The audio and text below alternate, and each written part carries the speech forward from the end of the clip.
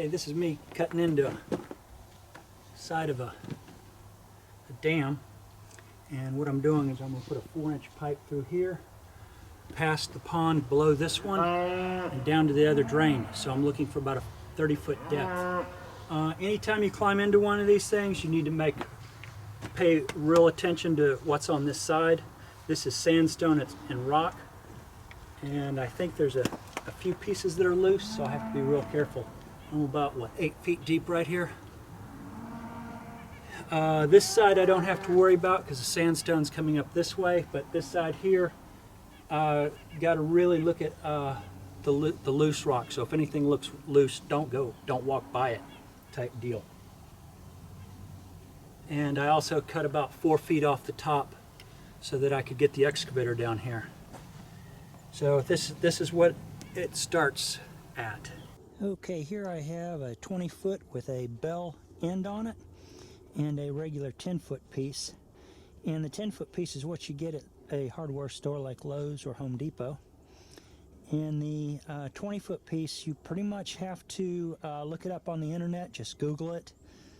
You're looking for 20-foot PVC pipe for sale, and whatever diameter, just type that in too. And you can usually come up with a place that actually sells it.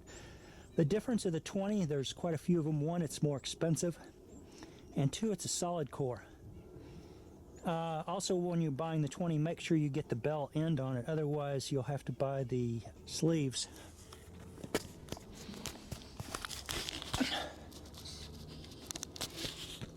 Okay, if you look real closely at them, you'll see another difference. If you're putting them under the house, you really want 10-footers, that little short one there. And the reason why is because it's not a solid core. It has air in the center of it. If you look real closely, and there they go. If you look real closely in between, you'll see solid plastic on the inside and outside. And right in here, let's see if I can get it close enough. And right in between, there's little air holes in it. And what that does is it gives the pipe a little bit of insulation. So if you're putting it under the house, that means your poop don't freeze. But if you're putting it underground, you want the big heavier solid core, and that big section right in here, it's deeper and it holds far better. So if you're going underground, I strongly advise you go find some 20-foot with the bell ends on it.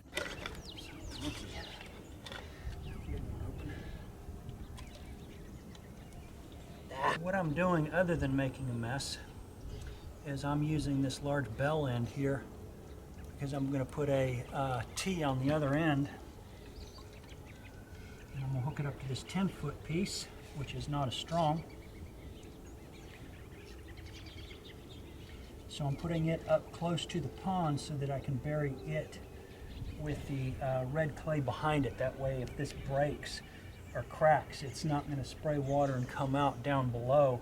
It'll be sealed behind it, and it'll just be part of the backside of the dam rather than the dry side. And you can never have too much primer on it. And this smaller one's really made for 3-inch pipe, but I'd rather buy the small ones. You just gob it on a lot. And you have to do both ends of the pipe, otherwise it will not stick properly. Come on, get in there. There we go. You want to get it all the way in.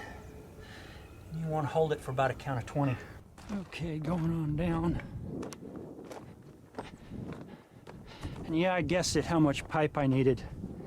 So it was just lucky that I didn't have to go back for more. I'm not complaining. The piece I need to show is this one right here. And that's where, if you can see that purple on there, I had it set to go in 6 inches, and it only went in 3. The couplers that work for the 10-foot pipe that you buy at the hardware store only goes in 2 inches. So this is another reason why you want the bell housing, is because you get that extra depth. And when you start laying this pipe over into the hole, it becomes a necessity, because when you drop it in, that's its weakest point, and that's where it breaks. I did a 400-piece section with the small couplers and the 10-foot pieces of pipe, and I had not only had nothing but problems with it, but I had to go back later and actually dig it up and repair it.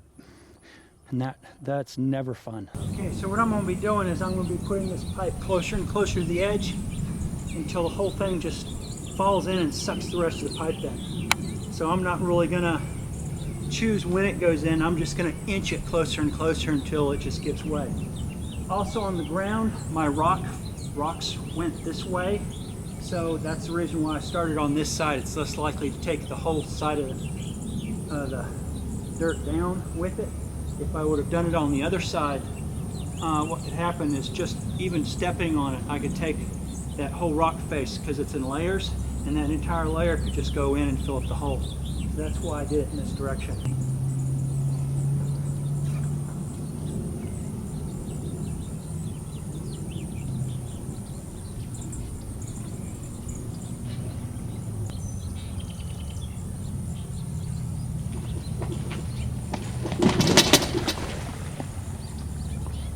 Okay, I got my 4-inch pipe running through for the drain, and that's going to be water going to a pump to pump up water out of a well back to this area. So I've got about a 30-foot drop, and it's about 500 to 600 feet to it. So it's not going to have, it's going to have pressure, but it's not going to have a lot of flow rate. So it's going to have a lot of drag on it. Won't be getting too much water through here either, so it'll be a slow water pump, which means basically the water that I'll have out here will be from what's kept in the pressure tanks. So I need to keep the pressure up to about 60 psi. Then this one here wraps around. I've got 400 feet of pipe on this, and it comes from a pond that is 6 feet higher than this one. So as I drain this one for the water pump, I'll actually be able to refill it. I just put another pipe on it with a float on it, and as the float comes down, it'll refill this pond up. That's in theory. We'll find out later. What I did is I cut through all this sandstone. As you can see, this is rock, and I've got a 3-inch rock bucket on my excavator. It took a 48,000 pound excavator to get through this. My dad's old excavator was 28,000 pounds, and it would not have cut through this rock. Anytime you go through heavy sandstone, you have to have equipment heavy enough to cut through the soil that's there. So if you are cutting through a dam, be aware that you need to hire somebody that has the right kind of equipment, or you need to have the right kind of equipment yourself, one of the two. I luckily bought an old antique excavator that was rather on the large side.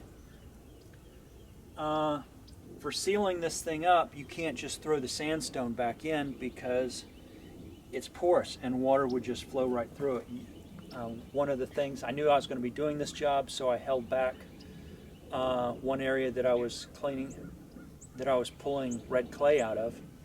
So as you can see behind me, I've got one pile of red clay, which I packed back in. And then behind it, I'm putting a red clay sandstone substrate in behind that, and then I'm going to fill it up with busted up sandstone. I'm going to fill this area here up with sandstone along with the banks. That way the cows won't tear up the sides of the pond.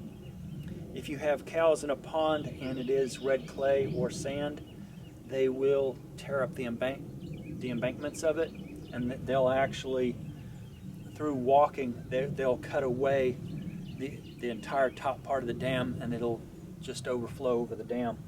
So you have to be aware that cows do massive damage to ponds, and they do it over time. So as you can see here, this is where I ran over it with the track loader, and this would be the top part. There would be my pipes down below towards the pond, and going this way. Because I'm in sandstone, you don't want to drop sandstone back on your pipes. So anywhere you see water and pipes down there, I have to go back over and make sure that there is red clay over top of the pipes to keep the sandstone from cutting my pipes in half or punching holes through them. My favorite cow. I'm trying to get all orange and white cows out here. And my favorite cow, bred with a solid white cow, drops a black cow with a white face. What do you know? You never can tell what you're going to get.